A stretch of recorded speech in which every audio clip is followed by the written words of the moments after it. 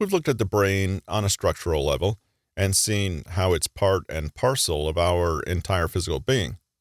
In this chapter, let's zoom in and look at the functioning of the brain, which is mediated and manifested by the release of certain brain chemicals called neurotransmitters. These are the brain's electrochemical messengers. It's strange to realize that every one of your thoughts, feelings, and beliefs originates and reveals itself as a chemical in your brain. The way you communicate, solve problems, set goals, and perceive yourself comes down not just to this or that brain chemical, but also to their overall relative proportion. Most cakes contain flour, eggs, and milk, but the relative amount of each of these ingredients determines whether the cake is good or not. Similarly, all human brains contain these same neurochemicals, but their relative amounts make a big difference. The acronym DOSE stands for the 4 most influential brain chemicals, neurotransmitters, that impact our overall well-being: dopamine, oxytocin, serotonin, endorphins. Simply put, these are the 4 key players in making us feel happy. And the logic goes that if we can moderate and balance their levels in our brains, we can boost our feelings of happiness. In his Psychology Today article, Christopher Berglund, The Neurochemicals of Happiness, 2019, explains that certain drugs can crudely alter our dose levels, but that scientific research is increasingly showing that we have more control over these chemicals than was first believed, and without resorting to chemical manipulation. Let's take a closer look at each neurochemical and what its role is. Oxytocin. This neurotransmitter is all about human connection and bonding. It's released anytime we're close to others, and because it feels good, it has encouraged our species to be pro-social and empathetic. Oxytocin has found to be high in pregnant women during and after labor. The chemical stimulates uterine contractions as well as breastfeeding, and in men and women during orgasm. Interestingly, it's low in teenagers and those living isolated lifestyles. This love hormone, which is released anytime we bond, cuddle, or have sex, is associated with better mental health, monogamy, more satisfying relationships, and characteristics like loyalty and trustworthiness. It's not as simple as that, though.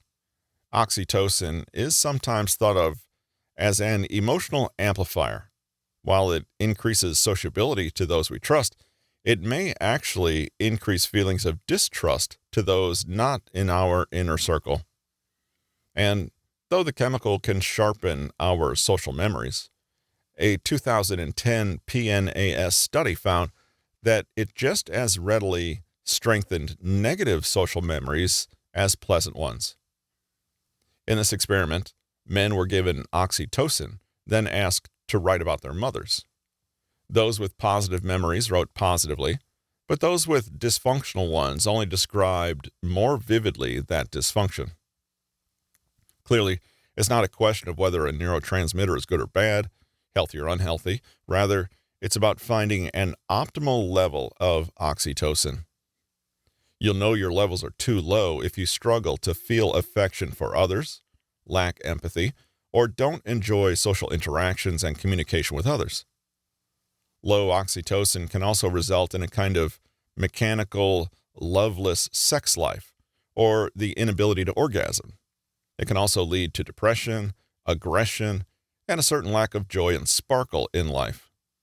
These symptoms could be due to certain disorders like autism or schizophrenia.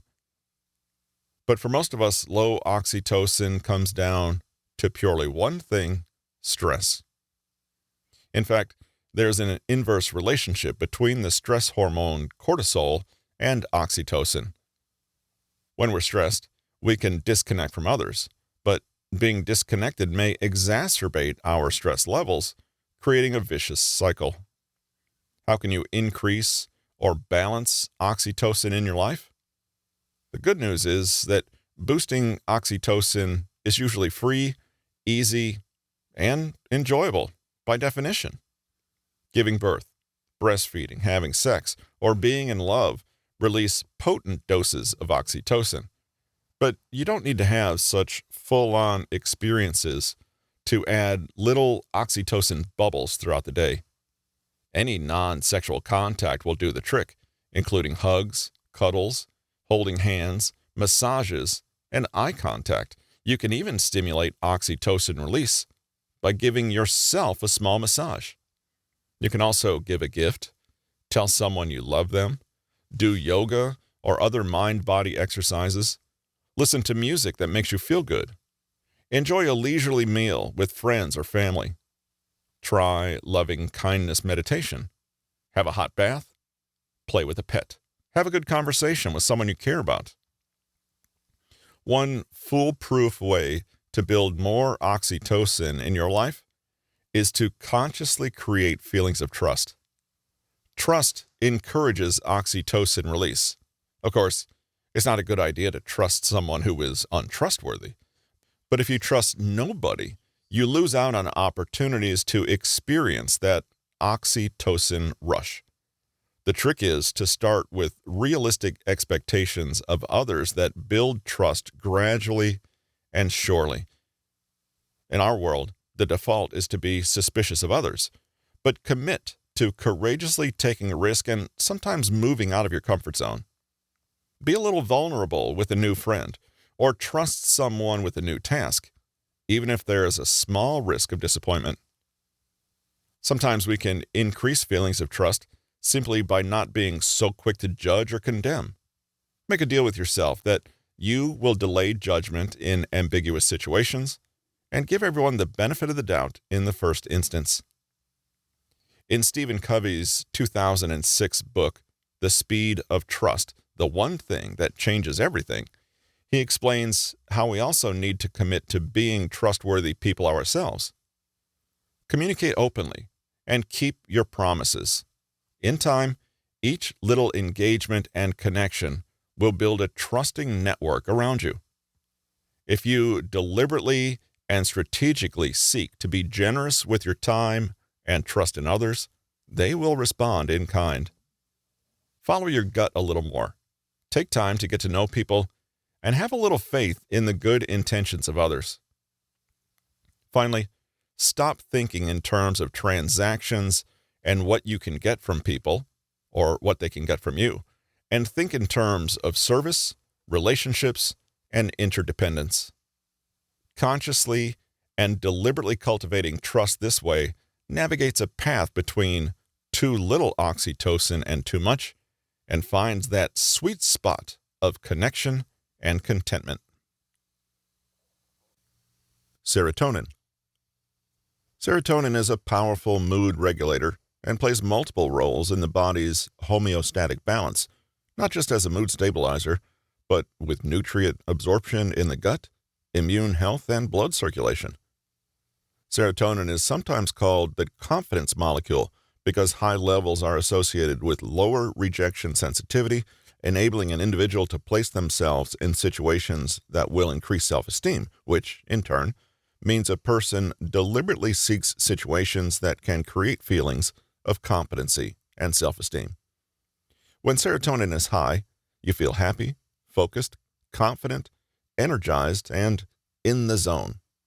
You don't worry, you're socially engaged, you sleep better, and you overall feel safe and assured in the world. You're resilient. Without serotonin, you're depressed, fearful, and unmotivated. You don't take risks or put yourself out there because you lack faith in your own abilities to rise to new challenges or cope with change. Loretta Bruning is the author of the book Habits of a Happy Brain and founder of the Inner Mammal Institute. According to Bruning, confidence triggers serotonin. Monkeys try to one-up each other because it stimulates their serotonin. People often do the same. But serotonin also creates feelings of confidence, meaning that it's a catch-22. If you have low self-esteem, it's a sign your serotonin could be low too.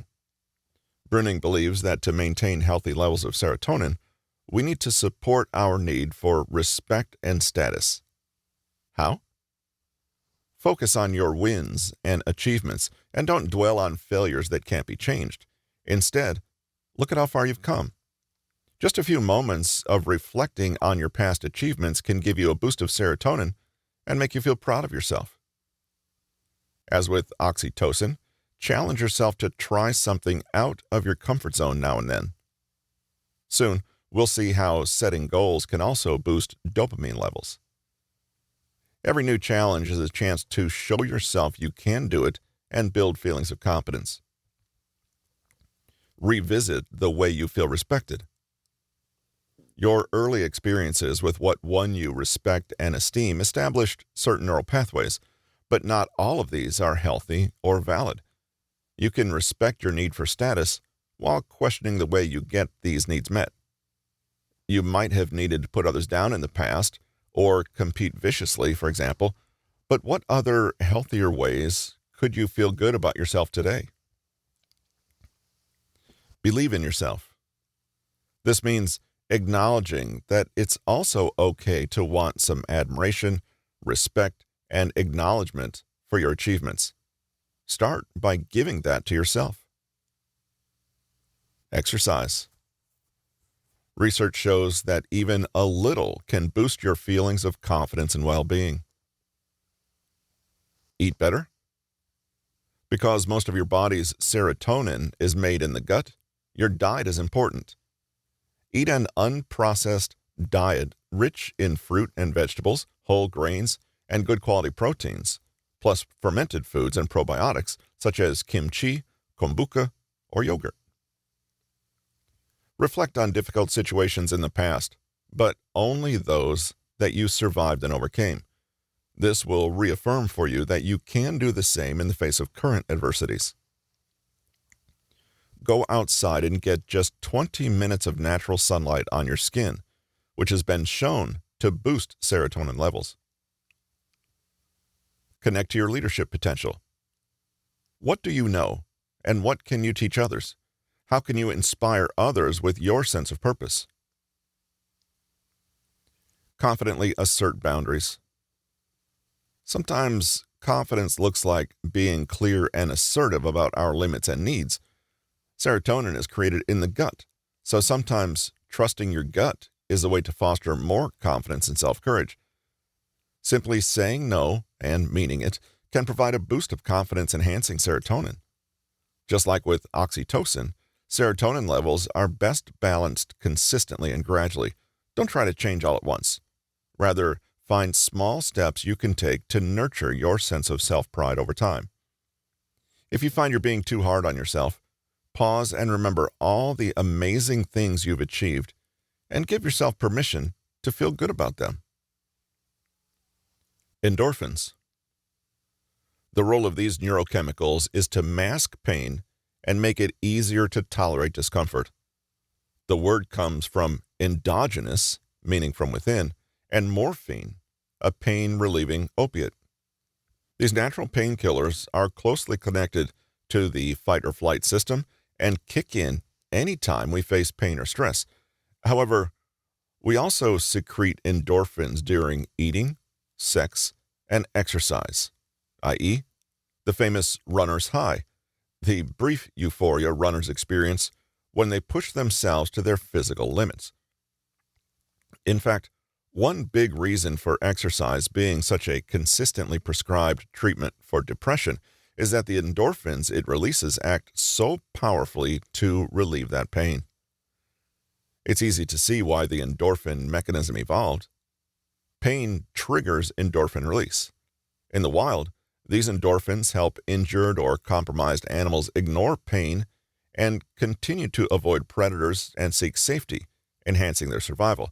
It explains why seemingly exhausted or seriously wounded people are able to act with such incredible clarity, strength, and speed in emergency situations, and also why certain people get a strange thrill out of self-harming. High endorphin levels mitigate anxiety and depression, boost self-esteem, modulate appetite, and even enhance immune response. Signs of low endorphin levels include anxiety and depression, mood swings, aches and pains, impulsivity, poor sleep, and even addictions. How can we increase our endorphin levels? Hopefully, making ourselves feel pain is not the only way. One obvious way to increase endorphin release is to undertake vigorous exercise, running being the favorite. Any vigorous exercise will do, however, since the tiny tears in the muscle fibers create a mild pain needed to trigger the release of pain-relieving endorphins. However, you can still enjoy more moderate endorphin benefits with two other activities, stretching and laughing. Both of these slightly disrupt and move your internal organs and create very minor wear and tear that encourages endorphin release. The process for a really good-feeling stretch is self-explanatory, and so is laughing, if it's genuine, that is. Eating dark chocolate, spicy food, watching enjoyable TV shows, or meditating have also shown, in various studies, to release endorphins. Verywellmind.com lists a few more surprising possibilities. Have sex. Enjoy or make music. Enjoy or make art. Dance. Try acupuncture. Get a massage. Have a nice hot sauna. Try aromatherapy. Volunteer. Spend time with friends. Increased endorphin levels can actually encourage dopamine release. More on this shortly, reminding us that all four of the dose neurochemicals interact and work together, just like those cake ingredients, but there are limits. Endorphins evolved for survival, says Bruning. If you were high on endorphins all the time, you would touch hot stoves and walk on broken legs. In other words, remember that endorphins are primarily there for emergency situations, so don't overdo it. Dopamine. We've left the most interesting neurotransmitter for last. Dopamine is one seriously misunderstood molecule. In his book, Behave, The Biology of Humans at Our Best and Worst, Robert M. Sapolsky describes a study that concluded that when a monkey received a reward after pushing a lever, the monkey's brain released dopamine. The next time he pushed the lever, however, his brain released dopamine before the reward even appeared, showing that dopamine is not a feeling of satisfaction with a reward, but the pleasant anticipation of one. Sexual arousal, for example, can result in greater dopamine levels than actual sexual fulfillment, just as the act of ordering a delicious meal in a restaurant may feel more emotionally satisfying than taking the first bite. Thus, dopamine is about the expectation of reward and fulfillment, and is powerfully connected to reward and a feeling of purpose. There's a reason this brain chemical evolved. Every time we approach a reward, i.e. something that increases our survival, we trigger dopamine release that basically tells our brains, this is good, keep doing this. So, when a predator is hunting a tasty prey animal, their dopamine levels are through the roof. And this is associated with a system-wide increase in energy levels, energy that's needed to catch the prey. Dopamine increases a sense of alertness and focus, but the object of that focus can change depending on who you are. Anytime we engage in potentially rewarding behavior, eating, having sex, accomplishing a goal, we get a burst of dopamine. Whenever dopamine flowed when you were young and in your formative years, certain neural connections in your brain cemented themselves, so you were wired up to seek out those sensations again. Dopamine is a motivation chemical, prompting you to seek out certain behaviors that feel good. And that persistence can take endless forms. Scrolling through profile pics on a dating app, striving toward a professional qualification, chasing that rush you get from winning at gambling, figuring out how to finally solve a challenging brain puzzle. In every case, Dopamine is there to spur you on to take action toward a goal you're focused on, and it spurs you by making you feel good. A dopamine release is like a little reward along every step of the way, motivating you, encouraging behaviors, and even creating long-term habits. In this case, a habit is, this felt good in the past, so I'll keep doing it in the present. Dopamine explains why it feels good to have a goal and work to reach it, and it also explains why those with low dopamine can suffer from depression, low motivation, or lack of interest in life. When it comes to dopamine, then, it is not simply a question of creating more. Rather, it's about how you use it and what role it plays in your life. After all, a heroin addict and a highly motivated med student may both have overactive dopamine release, but for very different reasons and with very different results. How do you optimize your own dopamine levels? According to Bruning, there are plenty of unhealthy ways to increase dopamine, including overconsumption of caffeine and sugar and recreational drug use. But there's one primary healthy way to boost it, and that's to embrace a new goal and take small steps toward it every day. Your brain will reward you with dopamine each time you take a step. The repetition will build a new dopamine pathway until it's big enough to compete with the dopamine habit that you're better off without. Your goals can be big or small, personal or professional, long-term or short-term. In fact, it's probably a good idea to mix them up. What matters is being proactive in your goal setting and to take steps toward it. It's these steps that create the sense of dopamine-mediated reward. A few things to keep in mind. While the goal itself is important, it's the little rewards that lead to it that help cement those dopamine pathways. Break down big tasks into smaller ones and pause to reward yourself often, enjoying your sense of accomplishment and movement. Challenge is good, but don't put the fulfillment of the goal too far off into the future. If it's difficult to create a feeling of reward, reconnect to your higher purpose behind the goal. This will make you feel that your actions are still connected to the goal, and dopamine will be released. You'll know that you have an issue with dopamine if you feel uninspired, demotivated, bored, or uninterested in life in general. If you notice this happening, it's time to embrace a new goal and ask yourself, what's the first smallest step I can take toward that goal? Notice how you feel after you take that step. Hint, probably a lot happier. How to do a dopamine detox. When the brain's dopamine reward system is misaligned or focused on an unhealthy target, it can lead to addictive behavior. With this understanding, there's now a growing trend to partake in dopamine fasting, a concept first coined by Dr. Cameron Seppa. However, the term can be misleading, since the program isn't about fasting at all and creates the misconception that dopamine itself is something harmful that needs to be reduced or eliminated. This is not the case. Dopamine fasting, Seppa told the New York Times, is a behavioral therapy approach that attempts to disconnect from unhealthy stimuli that disrupt our dopamine system, such as push notifications and other digital cues and alarms. The idea is that this constant onslaught of stimuli trains our brains in unhealthy ways.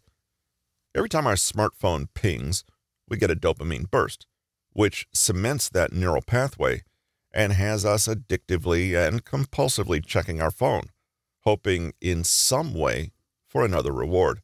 A dopamine fast, then, is a misnomer since it's not a fast from dopamine, but rather a recalibration exercise. With dopamine fasting, the idea is to regain dopamine sensitivity and find joy in simple, healthy things again.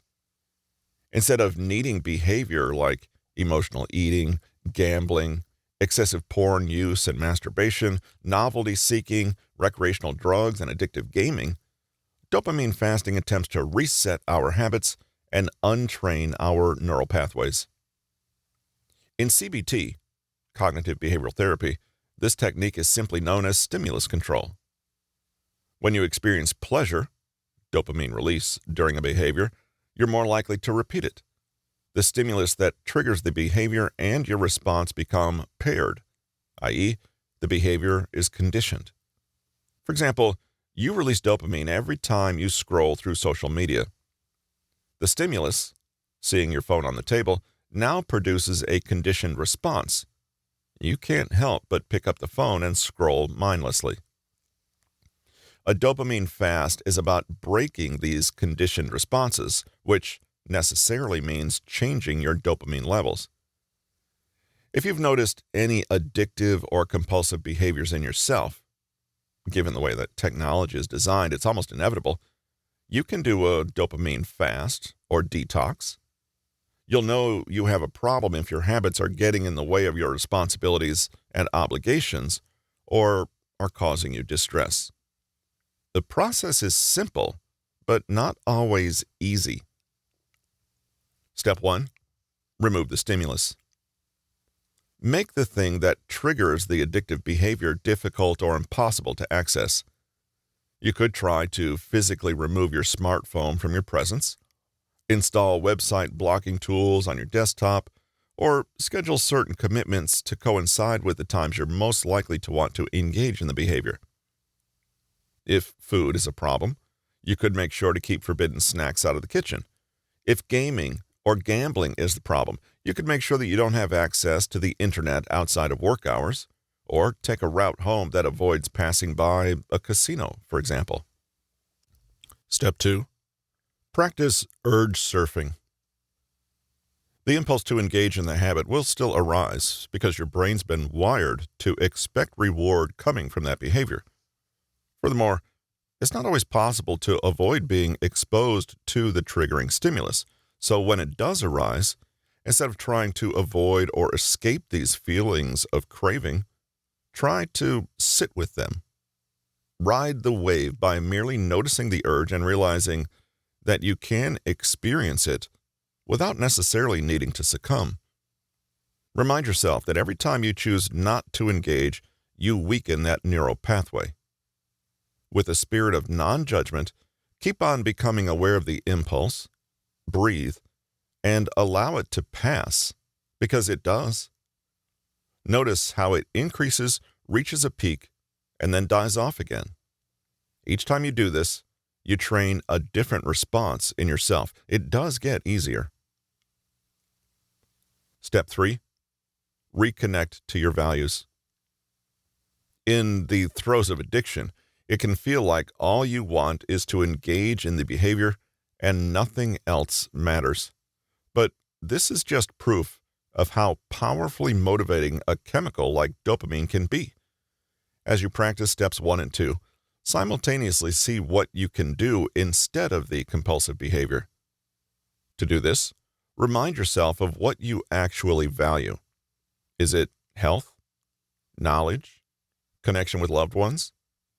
Chances are the habit or addictive behavior doesn't ultimately bring you closer to these things and probably even undermines them. Doing nothing is difficult, if not impossible, but opting instead for a behavior that's aligned with your values will help you normalize your sense of purpose and motivation.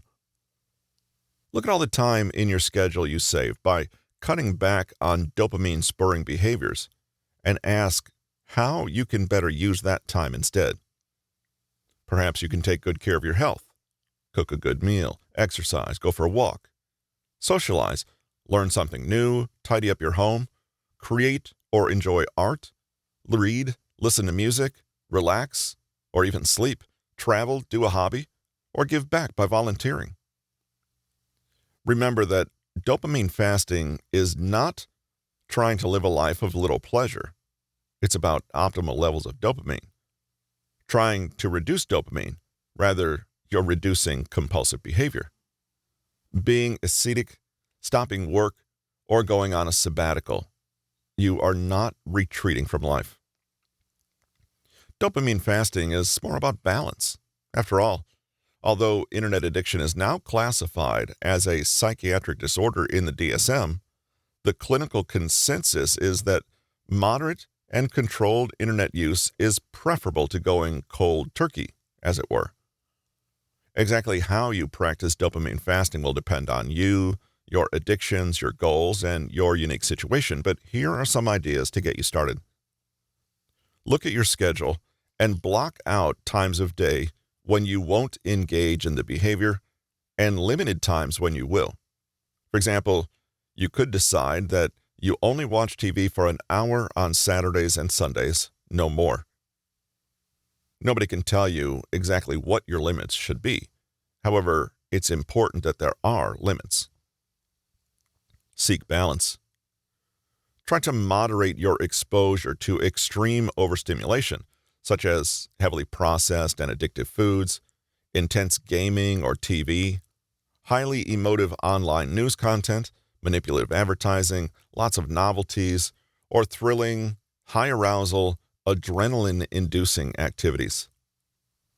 Try not to eliminate behaviors, but replace them. You might find that simple distraction at the peak of your craving is enough to divert your attention until more self-control kicks in. For example, install an internet blocking app on your computer and put a book next to it so that you're encouraged to pick it up to entertain yourself instead. Takeaways. Neurotransmitters are the brain's chemical messengers, and there are 4 major types, called dose chemicals, that greatly influence our overall experience: dopamine, oxytocin, serotonin, and endorphins. Oxytocin is the love hormone responsible for feelings of bonding, connection, empathy, and safety. You can increase oxytocin by consciously fostering trust in your social network and being more trustworthy yourself. Think in terms of service, relationships, interdependence, and strategically trust those around you to create warm connections. Serotonin is a mood stabilizer and a confidence hormone, which is all about self-esteem, self-determination, and competence. To increase serotonin levels, believe in yourself, confidently assert boundaries, have the courage to lead, and dwell on your achievements rather than your failures. Endorphins are the brain's natural painkillers and mitigate anxiety and depression, boost self-esteem, modulate appetite, and even enhance immune response. To increase it, we can try vigorous exercise, spicy foods, stretching, or laughing. Dopamine is the brain's reward molecule and involves the anticipation of future pleasure, which cements our habits. We can create more dopamine anytime we set a new goal for ourselves and reward ourselves with every baby step toward that goal. If you battle with addiction, a dopamine detox or fast might help. Try to avoid or remove the triggering stimulus, but when you inevitably encounter it, practice urge surfing and facing discomfort without succumbing. Reconnect to your values to replace the compulsive behavior with something that genuinely brings benefit to your life instead.